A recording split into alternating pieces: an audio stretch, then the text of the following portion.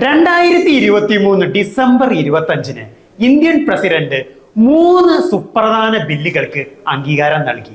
ഇപ്പോൾ നിലനിൽക്കുന്ന IPC, Indian evidence act, CRPC എന്നിവയ്ക്ക് പകരം 3 പുതിയ നിയമങ്ങൾ. IPCക്ക് പകരം ഭാരതീയ ന്യായ സംഹിത, ഇന്ത്യൻ എവിഡൻസ് ആക്ടിന് പകരം ഭാരതീയ സാക്ഷ്യ അധിനിയം, CRPCക്ക് പകരം ഭാരതീയ നാഗരിക സുരക്ഷാ സംഹിത. IPC ഒരു കൊളോണിയൽ നിയമമാണ്.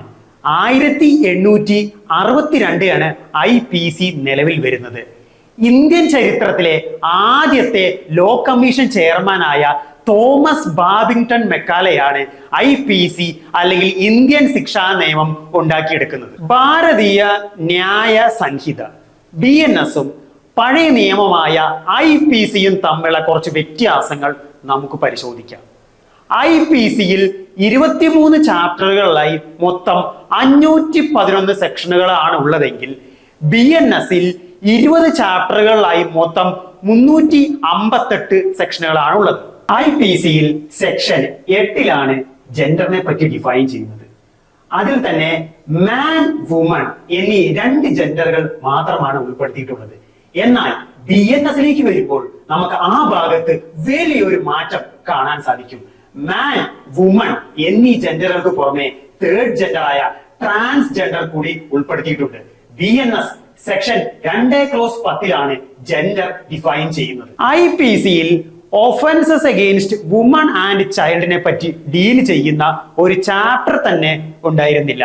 എന്നാൽ BNSലേക്ക് വരുമ്പോൾ ചാപ്റ്റർ 5 സെക്ഷൻസ് 63 മുതൽ 99 വരെ ഒഫൻസസ് അഗെയിൻസ്റ്റ് വുമൺ ആൻഡ് ചൈൽഡിനെ പറ്റി ഡീൽ ചെയ്യുന്നു. പിന്നെ BNSൽ വന്നൊരു പുതിയൊരു സെക്ഷനാണ് സെക്ഷൻ 111, ഓർഗനൈസ്ഡ് ക്രൈംസ്.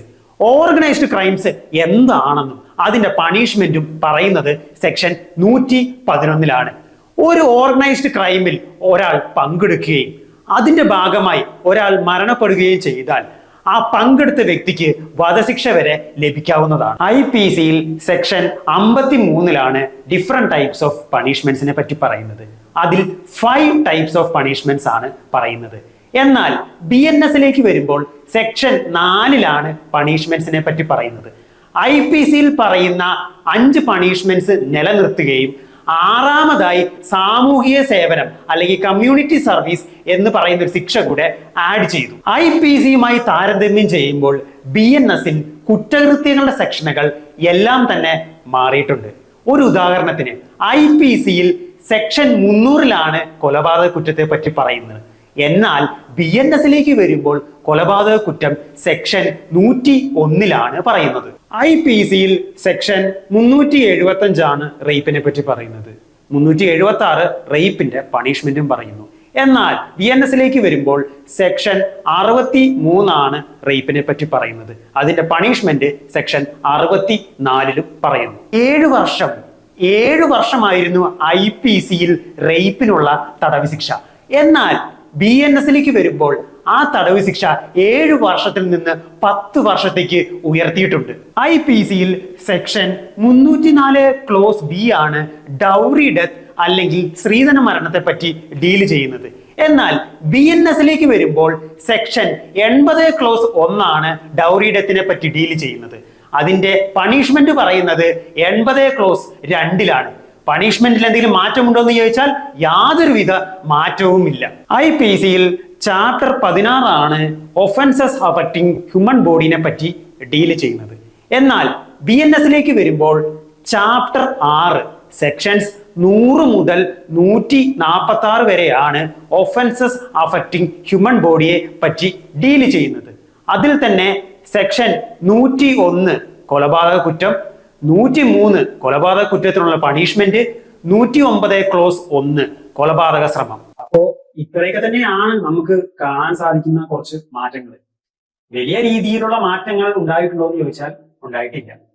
സെക്ഷനുകളുടെ നമ്പറുകൾ അങ്ങോട്ടും ഇങ്ങോട്ടും മാറി. പിന്നെ പുട്ടിന് പീര പോലെ കുറച്ച് സബ് ക്ലോസുകൾ ആഡ് ചെയ്തിട്ടുണ്ട്.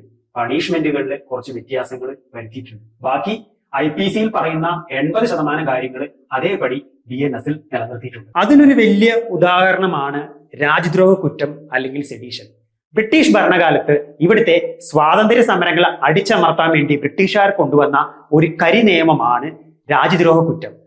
പോയ കാലത്ത് യൂണിവേഴ്സിറ്റി പ്രൊഫസർമാരുടെ മേലിലും വിദ്യാർത്ഥികളുടെ മേലിലും ഈ സെക്ഷൻ ചാർത്തുന്ന ഒരു സാഹചര്യം നമ്മൾ കാണുകയുണ്ട്. സുപ്രീം കോടതി പല കേസുകളിലൂടെ രാജ്യദ്രോഹ കുറ്റത്തെ വിമർശിക്കുന്നുണ്ട്. BNSൽ രാജ്യദ്രോഹ കുറ്റം പ്രത്യക്ഷത്തിൽ കാണാൻ സാധിക്കില്ലെങ്കിലും അതേ ഡെഫിനീഷനോടെ BNS സെക്ഷൻ 152 പറയുന്നു. ഇതിൽ എനിക്ക് കാണാൻ സാധിച്ച ഏറ്റവും വലിയ പോരായ്മ എന്താന്ന് വെച്ചാൽ 2023 ഇറങ്ങിയ ഭാരതീയ ന്യായ സംഹിതയിൽ പോലും റേപ്പ് ജെൻഡർ ന്യൂട്രൽ ആക്കിയിട്ടില്ല എന്നാണ്. IPCയിൽ പറയുന്ന അതേ രീതിയിൽ തന്നെയാണ് BNSൽ റേപ്പിനെ പറ്റി പറയുന്നത്. When a man commits rape, അതായത് റേപ്പില് ഒരിക്കലും ഒരു സ്ത്രീയെ കുറ്റവാളിയാക്കാൻ സാധിക്കില്ല. അതായത് ചുരുക്കി പറഞ്ഞാൽ ഒരു പുരുഷന്റെ സമ്മതമില്ലാതെ ഒരു സ്ത്രീ ആ പുരുഷനെ റേപ്പ് ചെയ്താൽ ആ സ്ത്രീയെ റേപ്പ് പ്രകാരം ശിക്ഷിക്കാൻ സാധിക്കില്ല. നിയമവുമായി ബന്ധപ്പെട്ടുള്ള കൂടുതൽ അപ്ഡേറ്റ്സിന് ഈ ചാനൽ സബ്സ്ക്രൈബ് ചെയ്യുക. ഒപ്പം നിങ്ങൾക്ക് ഈ കണ്ടന്റ് ഇഷ്ടപ്പെട്ടെങ്കിൽ ലൈക്ക് ചെയ്യുക, നിങ്ങളുടെ അഭിപ്രായങ്ങൾ കമന്റ് ചെയ്യുക.